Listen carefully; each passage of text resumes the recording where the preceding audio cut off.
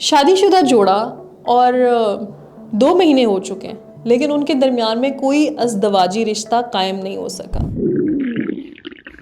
लगता है बाजार के खाने बहुत खाते हो। जी डॉक्टर साहब, मैं ये मेडिसिन प्रिस्क्राइब कर रहा हूँ, वो आप ले लें। अब कोई भी मसला हो तो मरहम से डॉक्टर की ऑनलाइन कंसल्टेशन बुक करो, क्योंकि डॉक्टर से बात होगी अब घर पर। कुछ दिनों पहले मेरे पास एक खातून आई अपने बेटे के साथ। उनके बेटे की शादी होने लगी थी। Isn't that a great news, ये इतनी अच्छी खबर है, बट वो बहुत परेशान थी। वजह, वो ज़्यादा लोगों में 5 सेकंड भी रुक नहीं पाती। जहाँ आवाम बहुत ज़्यादा हो वहाँ उनको शदीद पसीने आना, दिल घबराना, ऐसे लगना जैसे दिल बंद होने लगा है, ऐसे लगना जैसे दुनिया उनके ऊपर बंद हो रही है, वो किसी कैद में जा रही हैं। आसपास का सारा माहौल एकदम सन्नाटे और अंधेरे में जाता हुआ महसूस होना, ये उनकी अलामात थी। ये ख़ास किस्म का फ़ोबिया है।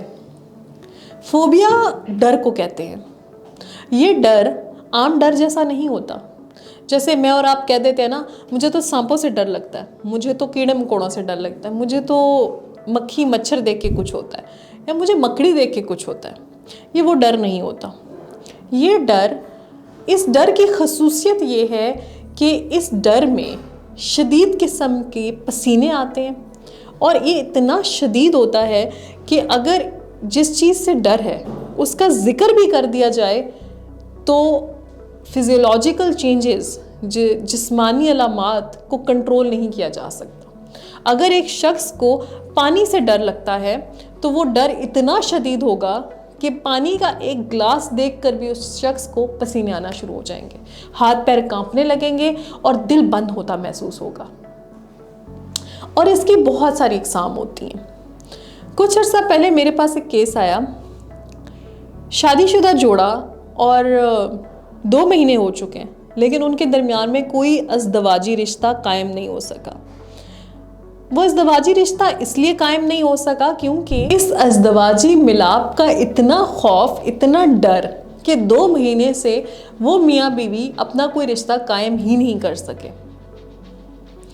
इसी तरह बहुत सारी इकसाम है फ़ोबियाज़ की, और ज़रूरी नहीं कि एक इंसान जिसको फ़ोबिया हो वो ज़िंदगी के बाकी मराहिल में से ना गुज़र सकता हो, या वो बाकी अपनी ज़िंदगी को नॉर्मल अंदाज में ना जी सकता हो। आपके साथ बैठा शख्स हो सकता है किसी फ़ोबिया का शिकार हो, लेकिन आपको शायद ये सारी ज़िंदगी मालूम ना पड़ सके, क्योंकि जब तक वो इस सिचुएशन को फेस नहीं करते जिससे उन्हें फ़ोबिया होता है तब तक उनकी अलामात सामने नहीं आती हैं।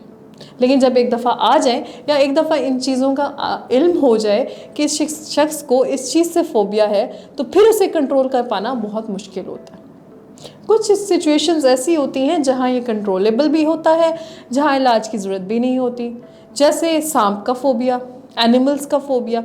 अब ऐसे में दिन में कितनी दफ़ा ही आप एनिमल्स को देखते हैं, लेकिन हाँ, अगोराफोबिया या क्लस्ट्रोफोबिया, एलिवेटर्स में जाने का खौफ। आजकल की दुनिया में हर बिल्डिंग में एलिवेटर है, और अगर एक 50 साल की खातून है या एक 50 साल के मर्द हैं जिन्हें सीढ़ियाँ चढ़ने में तकलीफ़ है लेकिन उसके बावजूद वो सीढ़ियाँ चढ़ रहे हैं, क्यों? क्योंकि वो एलिवेटर यूज़ नहीं कर सकते, वो लिफ्ट में नहीं जा सकते, तो हाँ, इलाज की ज़रूरत है। अगर शादीशुदा जोड़ा अपना आपस में रिश्ता नहीं बना पा रहा क्योंकि बीवी को पेनिट्रेशन फ़ोबिया है, तो हाँ, इलाज की ज़रूरत है। या ये भी हो सकता है कि मर्द को परफॉर्मेंस एंग्जाइटी हो। इलाज के लिए फ़ोबिया में आपको मेडिसिन की ज़रूरत नहीं होती। एंग्जाइटी की मेडिसिन आपको साइकियाट्रिस्ट दे सकते हैं, एंग्जाइटी की मेडिकेशन होती है, बट एज सच फ़ोबिया की मेडिकेशन नहीं होती। इसमें आपको थेरेपी ही लेनी पड़ती है, और थेरेपी के थ्रू आप 100% इलाज अपना करवा सकते हैं।